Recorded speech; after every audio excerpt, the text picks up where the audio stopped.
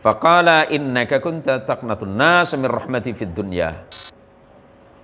Bagaimana mungkin engkau masuk surga dan kemudian engkau protes karena aku masukkan engkau ke dalam neraka, kata Allah. Karena perilakumu waktu di dunia engkau senang memutus harapan orang. Orang mau tobat diketawain. Orang yang sehari-hari sepanjang tahun itu kerjaannya berbuat maksiat, tiba-tiba masuk masjid diketawain sama kamu di belakang. Wow, kapal oleng, gitu kan.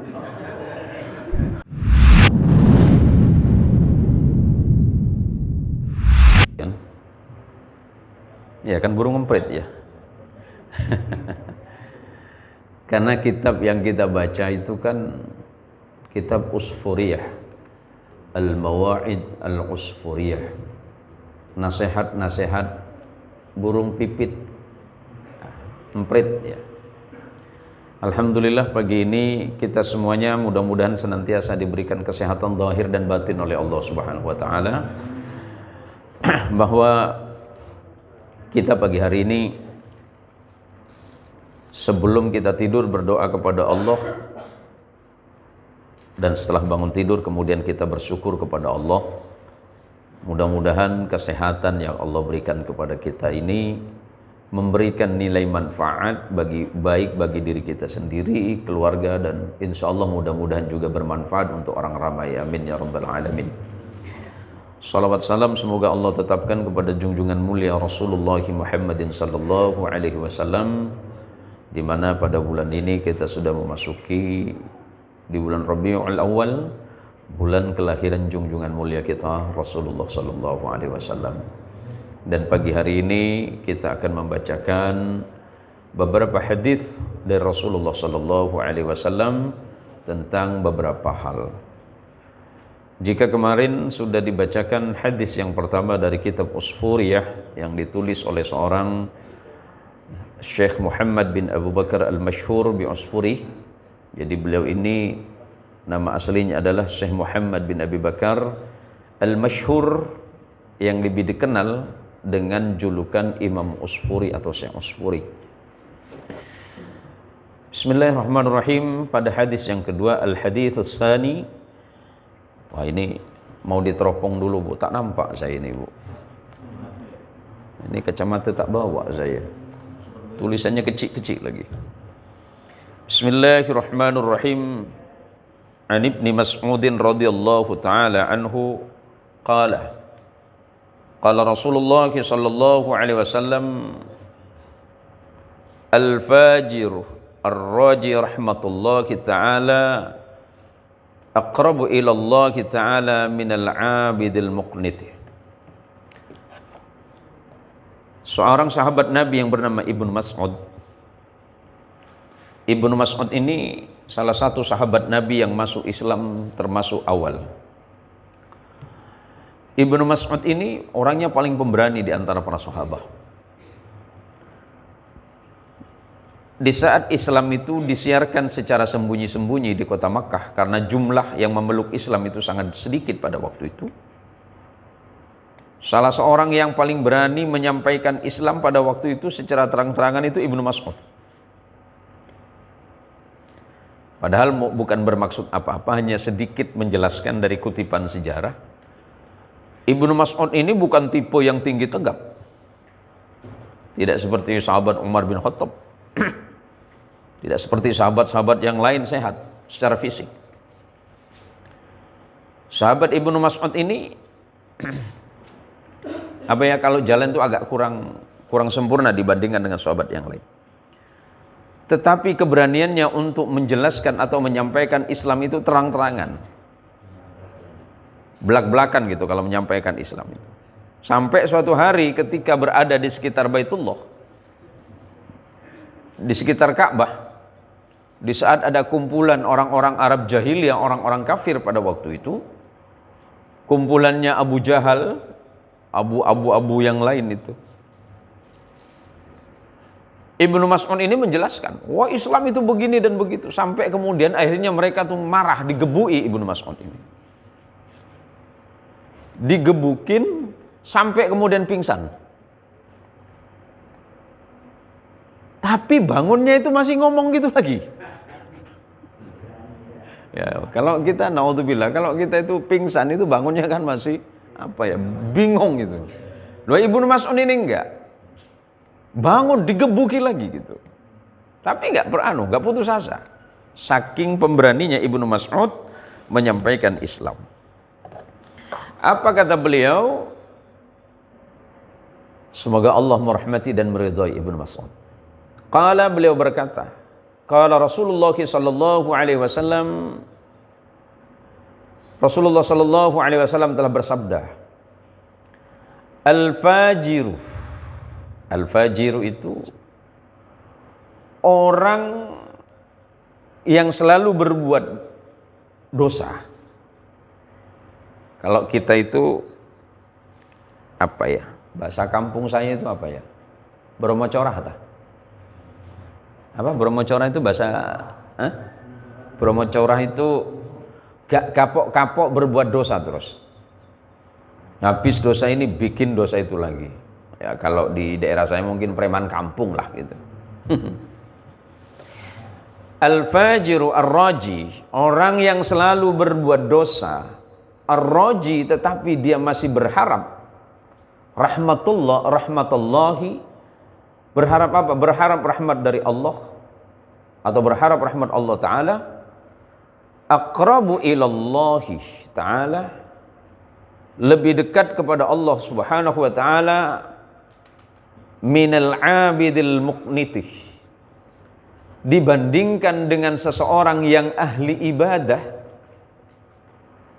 tetapi suka memutus harapan orang. Nah, ini perlu dijelaskan. Apa orang yang disebut memutus harapan orang? Tapi kemudian ini jangan jadi dalil dan alasan.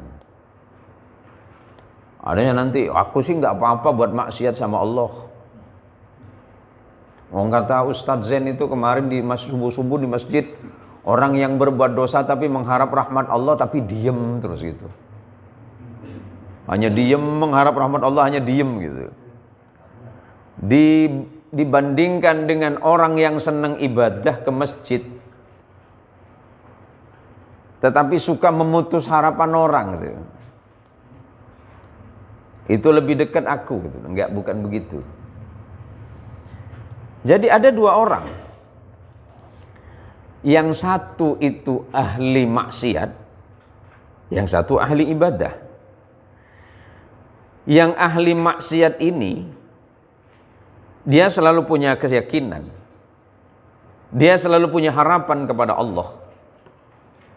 Ya Allah, memang dosaku banyak ya Allah, maksiatku ini tiap saat, tiap waktu, bahkan tiap detik ya Allah. Tetapi aku yakin dan percaya, inna rahmataka awsa'u min dunubi. Sesungguhnya rahmat dan kasih sayangmu ya Allah melebihi luasnya kesalahanku kepadamu. Wah, kalau dihitung-hitung Pak, ini kan karena rahmat Allah semuanya, karena kasih sayang Allah semuanya ini. Kalau seandainya dosa kita ini dinampakkan oleh Allah, aib kita ini dibuka oleh Allah, nggak mungkin kita bisa duduk bareng seperti ini. Tadi malam sebelum tidur kita masih maksiat sama Allah, tiba-tiba subuh ini diliatin sama Allah. Yakin kita nggak mau duduk bareng ini. Apalagi kemudian maksiatnya bau coba. Wong kita makan jengkol teman sebelah aja nggak mau gitu. Apalagi seandainya kemudian Allah, kalau bukan karena rahmat dan kasih sayang Allah, kalau bukan karena rahmat dan kasih sayang Allah, terus dosa kita dinampakkan di hadapan manusia. Terus misalnya Pak Muklis ngomongin saya tadi malam, ketahuan sama saya pagi ini. Ngomongin apa tadi malam Pak? Enggak kan? Aman kalau gitu. Dia bermaksiat kepada Allah. Orang ini selalu berbuat dosa sama Allah, kerjaannya yang enggak itu. Terus begini, temennya yang ahli ibadah nih ngomong gini, ngapa kamu itu? Oh, kerjaannya kok cuma mabok lah, nggak pernah ke masjid, nggak pernah sholat. Kayaknya tempatmu di surga udah habis ini gitu. Kaplinganmu sudah habis di surga ini. Nah, kayaknya kamu nanti ini masuk kubur itu langsung menggebuk aja, malaikat nggak nanya-nanya sama kamu.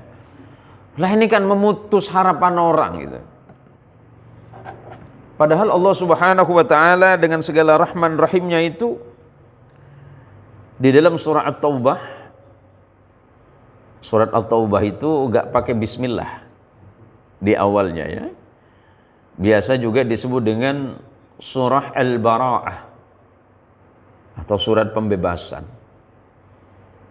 Tetapi walaupun tidak pakai bismillahirrahmanirrahim, tapi di tengah-tengah ayat itu ada ayat Bismillahi min Sulaiman wa bismillahirrahmanirrahim. Nah itu. Jadi dari 114 surah memang yang ada tulisan bismillah di awal surahnya itu 113. Karena pada surah At-Taubah itu tidak ada diawali dengan lafaz bismillahirrahmanirrahim, tetapi di tengahnya ada Bismillahi min Sulaiman wa bismillahirrahmanirrahim. Berarti cukup sebenarnya 114. Di dalam surah At-Taubah Allah Subhanahu wa taala dengan tegas menyatakan alam ya'lamu annallahu wa yaqbalu taubata 'an ibadihi. Apakah mereka tidak mengetahui bahwa sesungguhnya Allah itu adalah zat yang maha menerima taubat setiap hamba-hambanya. Jadi jangan mutus perasaan orang dan keyakinan orang tentang rahmat dan ampunan Allah. Pagi berbuat maksiat, ada siang untuk taubat. Siang bermaksiat, ada sore untuk bertaubat kepada Allah. Sore bermaksiat, ada malam. Kita masih bisa bertaubat sama Allah. Sholat fardu kita itu 5 kali. Subuh, zuhur, asar, maghrib, isya. Naudzubillah, keluar dari masjid. Kita di masjid ini, pagi ini insya Allah dosa kita diampuni oleh Allah Subhanahu wa ta'ala. Dan kebaikan-kebaikan Allah tidak pernah putus untuk kita. Maka jangan pernah memutus harapan orang dari ampunan Allah. Wah, ini perlu disampaikan ini. Ini kan kadang-kadang ada dakwah menyampaikan Islam itu main nakut-nakutin orang. Saudara-saudara kalau nggak sholat katanya, masuk neraka paling bawah. Nggak ada tempat gitu kan. Banyak itu. Nggak usah nakut-nakutin. Karena Allah Subhanahu wa ta'ala memiliki 3 sifat utama. Al-Jamal, Al-Kamal, Al-Jalal. Apa Al-Jamal? Sifat Allah dengan segala keindahannya.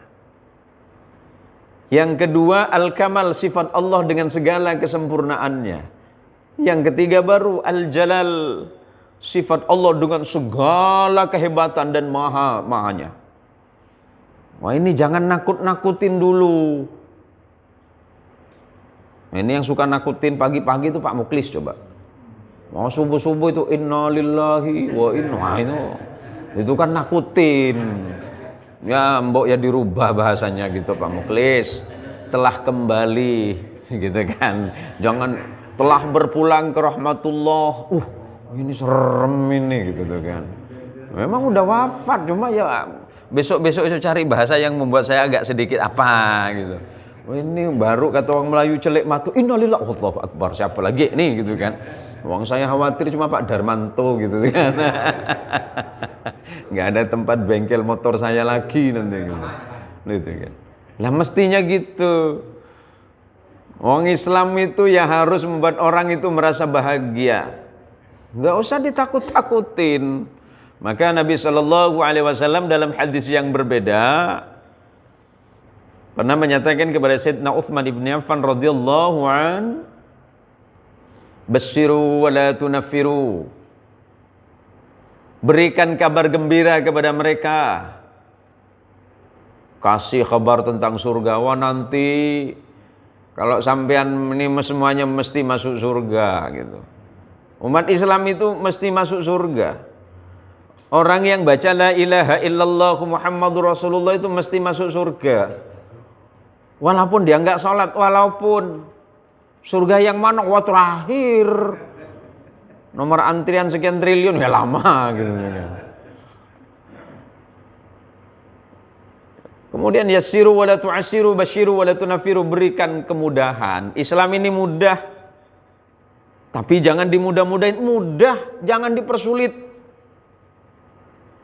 Enggak usah dibikin sulit. Basyiru wala tunafiru, berikan kabar gembiranya. Wala tunafiru, jangan nakut-nakutin terus. Wah, ini nyampaikan khutbah di mimbar, bikin orang takut semua. Enggak usah bikin takut.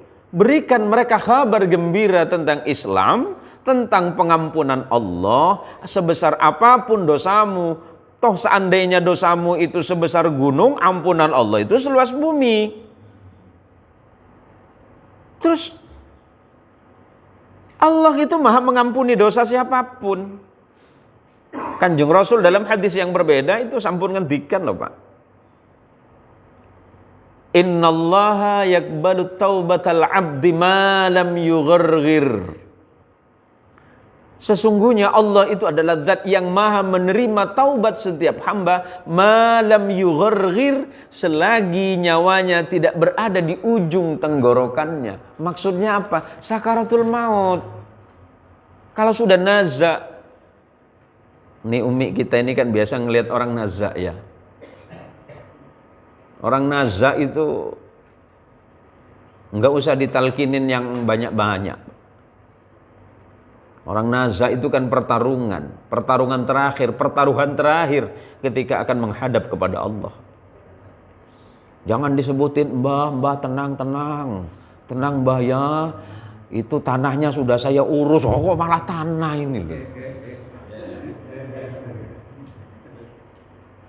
Laqinu mautakum bi kalimati la ilaha illallah. Tuntun, ajari setiap orang yang mau meninggal itu cukup dengan kalimat la ilaha illallah. Berikan dia harapan. Walaupun hidupnya penuh dengan maksiat kepada Allah, berikan harapan. Jangan putus harapannya kepada Allah. Wah, ini apalagi banyak orang yang merasa putus harapannya mau pagi-pagi. Kadang gimana nggak putus harapan, Pak? Tadi malam sebelum tidur udah begini tangannya. Besok dapat rezeki dari mana ya? Ini hutang numpuk, kredit belum dibayar gitu kan. Wah, ini kayaknya baju yang kemarin belum dibayar, datang tagihan lagi, panci, periuk, belanga ini. Nggak usah putus asa. Jangan putus asa dengan nikmat Allah, nggak usah. Apa gara-gara sampean minta seluruh bumi sama Allah terus nikmatnya Allah habis? Enggak. Oh, gara-gara anaknya belum bayar ini sedih. Oh, jangan. Rezeki Allah itu masih banyak. Oh, yang jualan kok sedih gara-gara jualan es kemudian hujan seharian enggak laku. Enggak usah putus asa sama nikmat Allah. Wong sampean ini, saya hari ini penduduk bumi ini kononnya jumlahnya 7,8 miliar. Yang ngurusi siapa? Yang ngopeni siapa? Allah. Lah pekerjaan kita itu kan hanya ikhtiar saja. Enggak usah putus apapun dari harapan kepada Allah.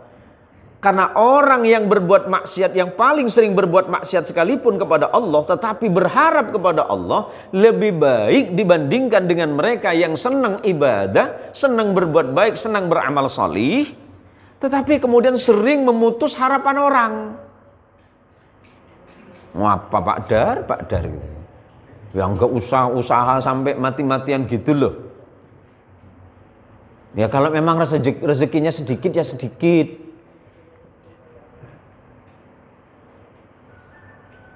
Usah, tapi berikan keyakinan kepada manusia, berikan keyakinan kepada orang lain.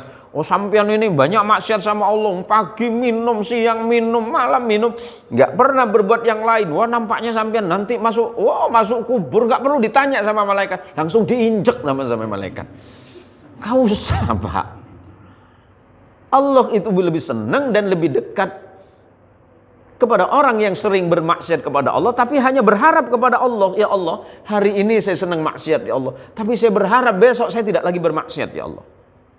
Hari ini memang saya tidak bisa bertaubat yang baik ya Allah, tapi saya berharap besok saya bisa bertaubat yang lebih baik. Gak usah mutus harapan orang gitu. Kemudian hadis yang berikutnya, qala akhbarana an Zaid ibn Aslam an Umar anna rajulan kana fil umamil madiyah yajtakidu fil ibadati wa yushaddidu ala nafsihi wa yaknatun nasa min rahmatillahi ta'ala thumma mata faqala ya Rab ma li indaka faqala an-nar qala ya Rab fa aina ibadati wa ijtihadi faqala innaka kunta taqnatun nasa min rahmati fid dunya fa ana aqnatuka al-yawma min rahmati. Wah, ini ada sebuah riwayat telah sampai kabar kepada kami dari Zaid bin Aslam dari Umar radhiyallahu anhuma anna rajulan kana fil umamil madiyah, bahwa diceritakan ada sebuah cerita atau sebuah riwayat ini dari sahabat Zaid bin Aslam, dan Zaid bin Aslam ini mendengarkan dari Umar. Sesungguhnya ada seseorang pada zaman sebelumnya atau umat terdahulu, entah itu pada zaman Nabi Allah Isa atau pada zaman Nabi Allah Musa, wallahu a'lam, yajtahidu fil ibadah, sungguh-sungguh kalau ibadah itu. Ya, kalau di sini Ustadz Muhtarul gitu ya, kira-kira kan sungguh-sungguh ibadah itu, sampai lupa kalau dia punya istri gitu. Ini kan begitu banyak sekarang Pak ya, tapi nggak salah sih. Sampai kemudian seneng ninggalin keluarga, itu kan yajtahidu fi nafsi. Ninggalin keluarga berminggu-minggu, berbulan-bulan. Oh, kalau saya ini jangankan berminggu-minggu, berbulan-bulan, ninggalkan 1 jamnya tak bisa saya. Dan itu bual gitu. Yajtahidu fi nafsi, sungguh-sungguh dia. Kalau sudah urusan ibadah, kalau sudah urusan berkaitan dengan ibadah kepada Allah, dia sungguh-sungguh. Wa yushaddidu ala nafsihi. Apa ya? Apa yushaddid itu bahasa Indonesia apa? Pokoknya dia sungguh-sungguh seakan-akan nggak boleh ada orang yang lain melewati dia. Keras di dalam ibadah. Kalau yang lain sholat maghrib 3 rakaat, dia ngambil 6. Ini 6, ini 5 ya. Saya pikir 6 tadi. Orang puasa itu 1 bulan, nambah 1 hari dia misalnya. Wa yushaddidu. Apa yang metang-tang ya bahasa kampung saya itu. Pokoknya nggak boleh ada orang lain yang melebihi ibadahnya. Nggak boleh ada orang lain yang melebihi dan seterusnya dan seterusnya. Saking apa? Saking dia berusaha menjadi hamba Allah yang betul-betul disebut sebagai orang yang bertakwa. Sampai kemudian dia dengan tetangganya lupa. Dia ahli ibadah, nggak keluar-keluar dari rumah. 2 hari, 3 hari nggak keluar dari rumah. Keluar-keluar bukan putih, pucat. Nggak ketemu matahari. Tetapi apa? Wa yaknatun nas. Walaupun dia ahli ibadah, ahli berbuat baik di jalan Allah, dia senang. Kesenangannya tidak ada lain. Oh, kamu itu apa? Coba lihat aku ini. Oh, kalau aku dalam 1 bulan itu puasa full, bahkan 1 tahun aku full. Oh, kamu itu puasa seminggu aja nggak mampu. Coba lihat aku ini.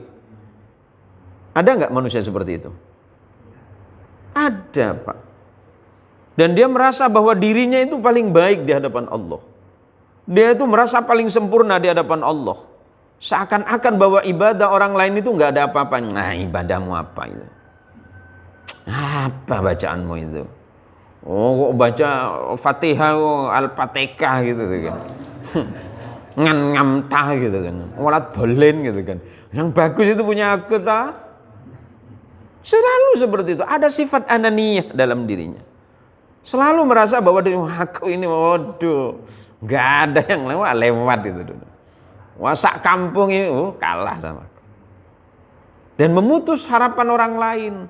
Ya cobalah lidahmu itu, jangan alhamdulillahirabbil alamin gitu. Alhamdulillahirabbil alamin. Gitu. Seakan-akan bahwa apa yang dilakukan oleh orang lain itu nggak ada apa-apanya dibandingkan dengan dirinya. Dia suka memutus orang lain, harapan orang lain kepada Allah. Apa taubatmu itu? Taubat itu begini. Seakan-akan bahwa dia lebih tahu daripada Allah. Dia itu suka memutus orang lain dari harapan kepada Allah, dari rahmat Allah. Tsumma mata faqala. Nah, tiba-tiba kemudian orang ini mati. Orang ini mati. Orang yang merasa bahwa dirinya paling baik, paling hebat dan paling sempurna dibandingkan dengan orang lain. Tsumma mata faqala ya Rabb. Orang yang ahli ibadah ini meninggal kemudian bertanya kepada Allah, ya Rabb, mali indaka. Ya Allah, mana yang engkau janjikan kepadaku? Aku ini ahli ibadah ya Allah. Hampir seluruh hidupku aku habiskan untuk berbuat baik. Tidak ada waktu dalam hidupku selain ibadah kepadamu ya Allah. Nah, dia bangga dengan ibadahnya. Bangga dengan kebaikan yang dilakukan. Faqala. Allah kemudian menjawab, an-nar. Tempatmu di neraka ya. Wah, kaget kamu. Sholat sepanjang hidup, puasa nggak berhenti-berhenti, zikir nggak berhenti. Kemudian beramal salih, panjang hidupnya selalu beramal salih dan nyaris tidak ada keburukan dalam hidupnya. Kelihatan sempurna. Kelihatan sempurna. Masih nanya lagi, ngengkel sama Allah. Qala ya Rabbi fa'ina ibadati wajtihadi. Ya Allah, fa'ina ibadati. Mana pahala ibadahku ya Allah? Mana pahala sholatku? Aku itu kalau sebelum subuh itu udah berangkat ya Allah. Belum waktunya azan, saya azan duluan malah gitu. Fa'ina ibadati. Mana pahala ibadahku ya? Kita masuk surga karena ibadah kita bukan? Kita masuk surga karena ibadah kita atau karena rahmat Allah? Rahmat Allah. Bahkan kita datang ke masjid. Sinten yang adzan tadi Pak? Jenengan ya? Wah suaranya bagus Pak. Hampir nggak bangun saya. Ya? Nah, itu. Dia nanya sama Allah, ya Allah ibadahku mana ya Allah? Kalau bukan karena Allah yang menggerakkan hati kita ke masjid, kita berangkat enggak? Enggak. Bukan karena kita mampu Pak, karena Allah memberikan kemampuan kepada kita. Bukan karena kita mau, tapi Allah memberikan kita kemauan.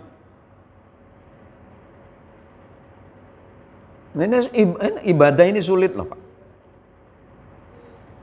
Kalau bukan karena rahmat Allah, tidak mungkin kita mau mendengarkan majelis ini, tidak mau kita mendengarkan hadis-hadis Rasulullah, bahkan kita tidak mau untuk salat ke masjid berjamaah. Itu kan karena rahmat Allah. Nah ini yang ditagih sama orang ini kepada Allah. Fa'ina ibadati wa ijtihadi, dan kesungguhanku dalam beribadah ya Allah. Nagih sama Allah. Karena dia berpikir bahwa dia bakal masuk surga karena ibadahnya. Dia berpikir dia masuk surga karena sholatnya. Padahal kalau dipikir-pikir, dihitung sendiri, sholat kita itu nggak cukup buat nebus dosa. Wong dosa setahun yang lalu masih belum apa-apaan. Puasa selesai juga pahalanya. Habis sholat subuh, enak sudah subuh, enak tadi. Tahajud malam-malam. Alhamdulillah dapat ampunan dari Allah, rahmat Allah turun. Sampai kemudian selesai sholat subuh. Normal. Cari sarapan. Ke depan. Mana Pak Ramlan? Tidak ada ya? Wah, saya berharap gratis pagi ini malah. Tahu-taunya di depan ngelihat Amoy.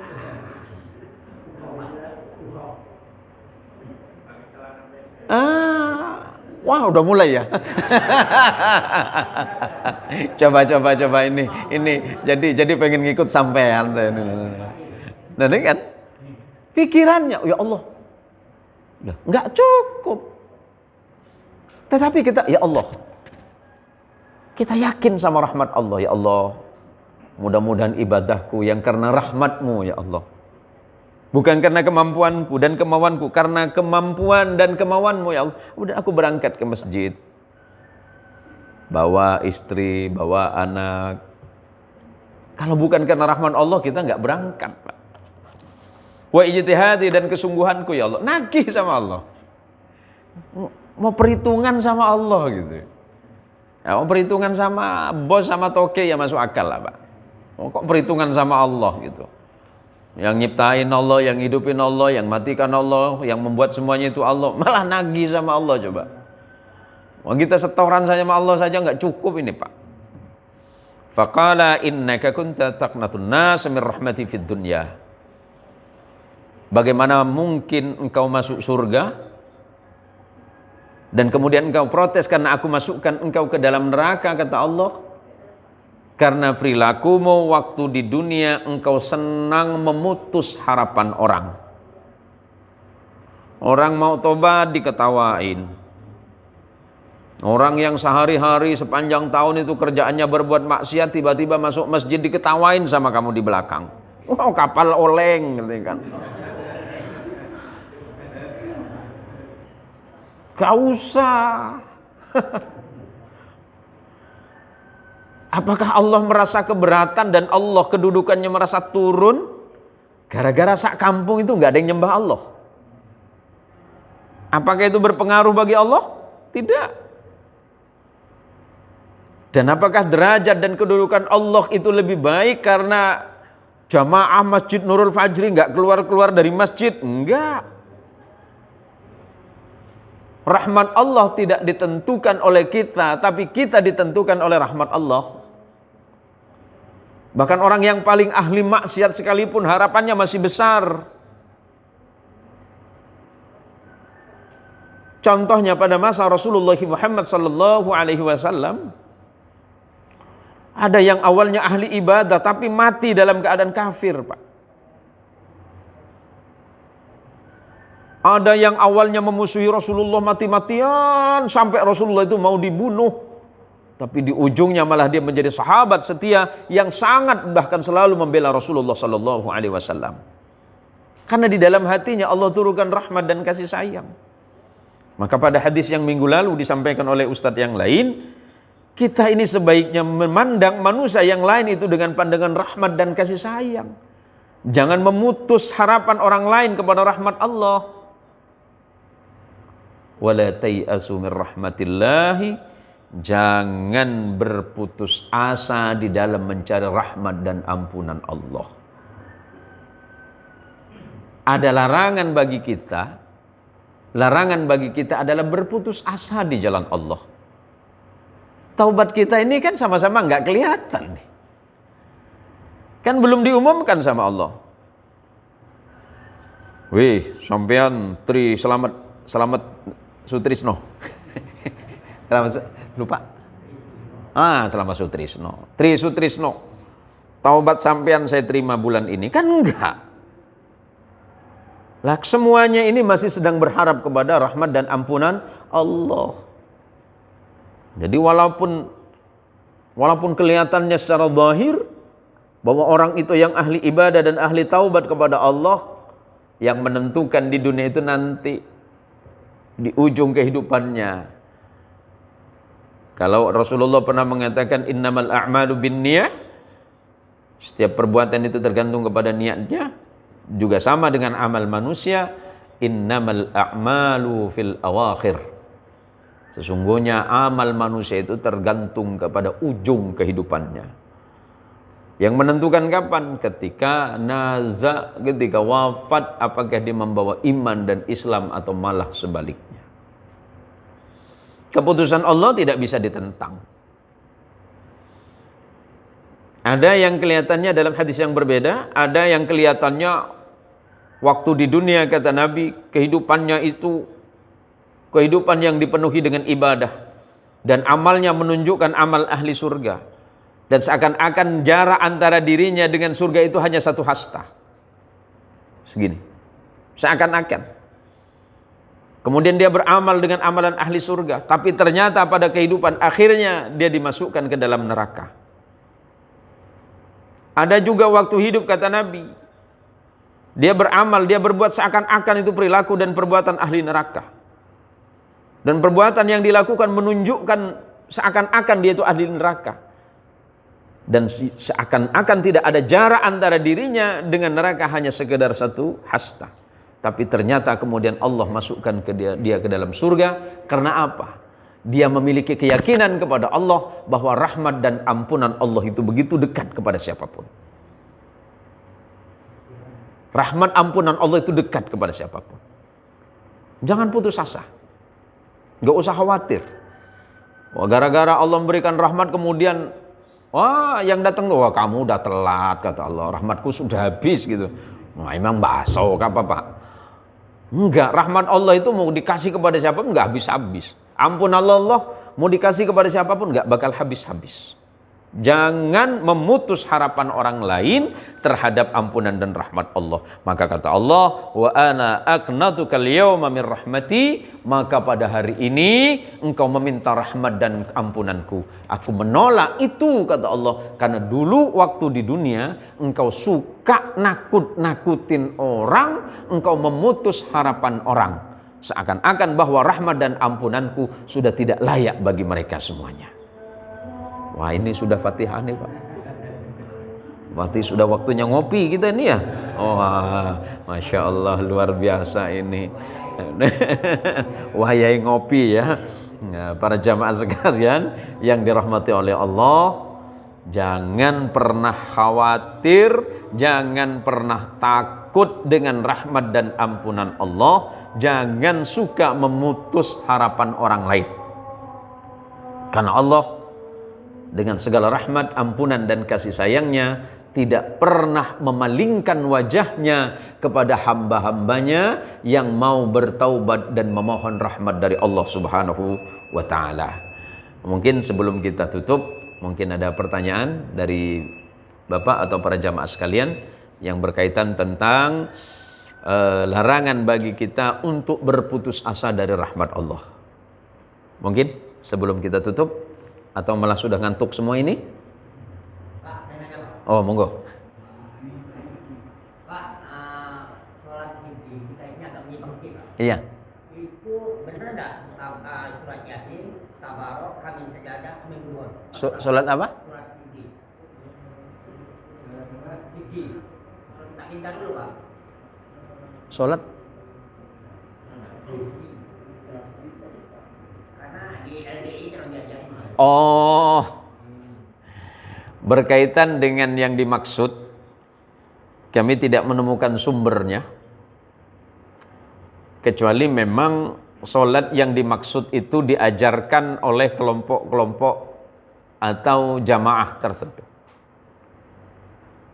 Menentukan surah dan ayat tertentu memang pernah dilakukan oleh Nabi Shallallahu Alaihi Wasallam dalam keadaan khusus. Tetapi yang dimaksud, mohon izin, mohon maaf, saya belum pernah mendengar itu. Ya, kalau memang tidak tahu, kenapa kita bilang tahu gitu ya? Ya, nanti malah malah nanti saya salah menyampaikannya, karena memang sampai hari ini baru pagi ini saya mendengarkan itu. Mohon izin, mohon maaf, saya tidak bisa menjawabnya karena memang keawaman dan keterbatasan saya di dalam memahami yang dimaksud. Mungkin ada yang lain? Ya, sudah cukup? Ibu-ibu tidak ada? Takutnya ibu-ibu nanya bagaimana doa menggandakan uang gampang. Beli mesin fotokopi ya. Insya Allah bisa. Ibu mau nyetak berapa boleh. Tapi nanti saya yang ditangkap pula Pak Ustadz. Makanya jangan gitu kan. Jadi para jamaah sekalian yang dirahmati oleh Allah, mudah-mudahan kita termasuk orang-orang yang selalu meyakini datangnya rahmat serta ampunan dari Allah Subhanahu wa taala, karena memang rahmat dan ampunan Allah tidak pernah putus-putusnya Allah berikan kepada siapapun, termasuk kepada mereka yang paling ahli berbuat maksiat dan ahli berbuat dosa kepada Allah. Semoga apa yang saya sampaikan, apa yang kita baca pada pagi hari ini menjadi ilmu dan menjadi manfaat bagi kita semuanya, dan kita termasuk orang-orang yang selalu meyakini datangnya rahmat dan ampunan Allah kepada siapapun. Ampunan Allah tidak pernah putus kepada siapapun. Amin. Alhamdulillahi Rabbil Alamin. Wassalatu wassalamu ala asrafil anbiya'i wal mursalin Sayyidina wa maulana Muhammadin wa ala ali Sayyidina wa maulana Muhammadin. Allahumma ya alimu sirri wa akhfa, alimna mimma jahilna wa dhakirna mimma nasina, wa taqabbal taubatana wa stajib du'ana ya Rabbal Alamin. Allahumma inna nas'aluka ridhaka wal jannata wa na'udhu bika min sakhatika wan nar. Allahumma ya arhamar rahimin, ya akramal akramin, wa ya ajwadal ajwadin. Rabbana atina fid dunya hasanatan wa fil akhirati hasanatan wa qina adzaban nar. Wa sallallahu ala rasulik wa nabika Muhammadin al-Mustafa sallallahu alaihi wasallam. Bi fadli subhana rabbika rabbil izzati amma yasifun wa salamun alal mursalin walhamdulillahi rabbil alamin. Allahumma shalli ala sayyidina Muhammad. Terima kasih atas kehadiran para jamaah kajian subuh Masjid Nurul Fajri yang kita cintai. Terima kasih kepada sahabat saya Kiai Mukhtarul Syuriah PCNU Kota Pontianak dan sahabat-sahabat MWCNU Pontianak Utara, dan bagi sahabat-sahabat yang sudah hadir, tidak bisa hadir langsung tapi hadir melalui channel Nurul Asfia dan Zain Muhsin Official.